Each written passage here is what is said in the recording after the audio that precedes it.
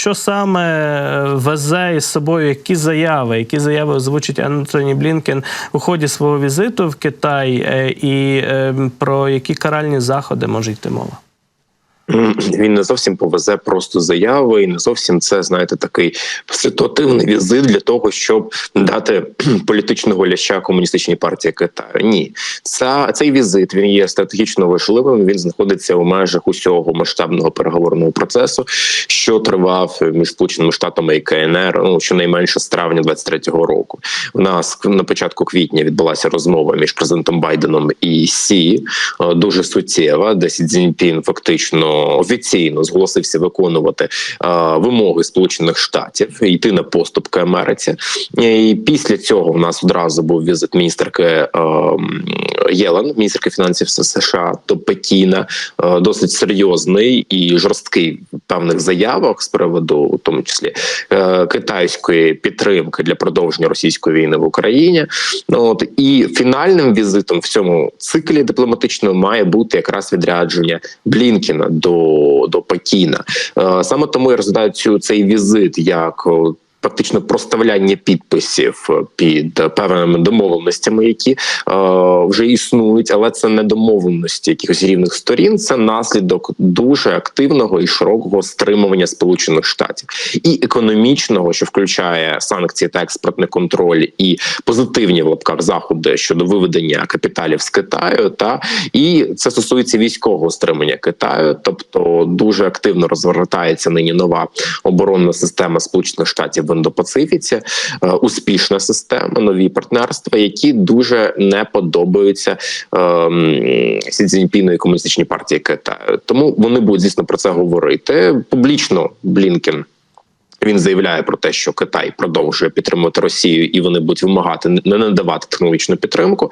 Але тут треба дивитися ширше. Це зняття американської цензури на факти передачі Китаєм величезної помочі для росіян, тому що в нас дуже є серйозні заяви за останні тижні, включно з інформацією про те, що 90% мікроелектроніки в 23-му році для російських ракет було поставлено, і іншої техніки з Китаю.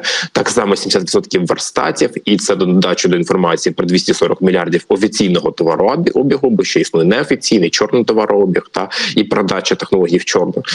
Тобто тут варто розуміти, що ситуація вона складна, але Америка буде змушувати Китай діяти з головною вимогою не просто перестати передавати якісь технології, а зупиняти російську війну в Україні. Це вимога США, це вимога G7, і такі речі лунають вже дедалі частіше з вуст перших осіб демократичних держав.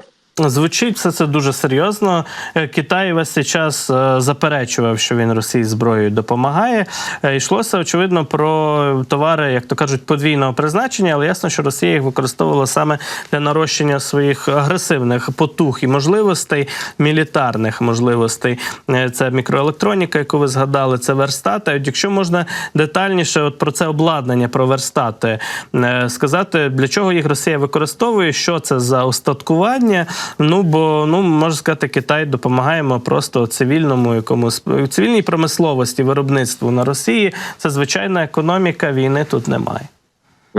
Щодо верстатів, такі профільні люди, які саме займаються вивченням різного роду верстатів. Відомо, що верстати, які є для подвійного призначення, вони виробляються далеко не тільки в Китаї. Там були факти того, що існують такі верстати і з інших демократичних держав. Питання в тому, що вони не обслуговуються дуже часто, бо для багатьох таких засобів необхіден софт і підтримка, звісно, це не надається. Тому спочатку надавали таку підтримку китайці, а тепер передають різного роду технології для того, щоб виробляти зброю. Що стосується загалом китайського підходу, дійсно, Китай не передавав Росії ракети, танки, літаки, принаймні ми їх не бачили у війні проти України. Але що стосується загальної передачі процесу, то це включає компоненти для того, щоб Росія цю техніку могла збирати в себе вдома, на заводах. Так, це, наприклад, можна дуже чітко побачити по дронах, коли в російської армії з'являються абсолютні копії китайських дронів з китайських компонентів, які тільки зібрані на якихось заводах,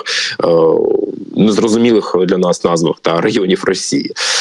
І це, звісно, дуже показово, те, що китайці все продають, передають. Тут, справді, такий широкий спектр вже є в медіа, що тут просто можна це перелічувати. Що вони продавали або передавали від касок і бронежилетів до гольфкарів. І от я читав останні матеріали з приводу того, що ці гольфкари китайські, які масово поставляються в Росію, вони створюють чимало проблем для нашого фронту, для наших військових. Тобто можна сказати, що впродовж 2 років Сі Цзіньпін санкціонував і верифіковував вбивство українців, війну проти України, надавав для цього всебічну підтримку. Тому руки Сі Цзіньпіна в такій самій крові, як і руки Путіна. Тому що від самого початку була згода на повну економічну, фінансову, технологічну підтримку, щоб Росія могла вести війну. І от саме тому нині ставляться питання і Ентоні Блінкена, і от від Шольца ми це чули, і багатьох інших лідерів, що вони будуть вимагати від Сі Цзіньпіна персональної участі в тиску на Росію для зупинки російської війни. Ну, це, скажімо так, все більш чітка і різка риторика з боку західних країн і з боку Сполучених Штатів має дати свій результат. Чого нам варто очікувати після цього візиту і цих зустрічей Ентоні Блінкена вже з китайським керівництвом? Як ви сказали, це може бути, скажімо так, вже етапом підписання певних домовленостей, їхньої фіналізації. Згідно з цим, далі мали би йти рішення і зміна політики, зміна курсу. Ну, вірно. Перше, ми не знаємо, чи вони це підпишуть в лапках, бо ми не знаємо, про що мова, і, звісно, ніхто це не розголошує. Ця інформація знаходиться в Державному департаменті. Єдине, що ми розуміємо, що ці підходи завжди якісні. Тобто це Держдеп, особливо в питаннях Індо-Пацифіки і КНР, вони дуже найпрофесійніші на планеті. От. Що стосується, власне, подальших наслідків, у разі, якщо там буде певна згода, то в нас попереду вкрай серйозний цикл переговорів, який розпочинається на початку червня. У нас буде саміт G7, лідерство G7, 50-й ювілейний в Італії, де, звісно, буде ширше коло, ніж просто лідери G7. Там будуть вкрай вагомі лідери регіону Індо-Пацифіки в тому числі. І після цього саміт миру, де може з'явитися Китай, власне, не на рівні Ліхуея, а на рівні вищого представництва. Ну, я думаю, що є такий намір побачити Сі Цзіньпіна. Я, чесно, трохи сумніваюся, що це взагалі реалістичний сценарій, що Сі там з'явиться.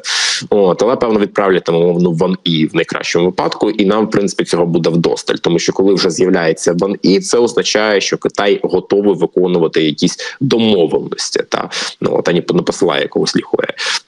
То пізніше у нас саміт НАТО 75-й, це вже в липні.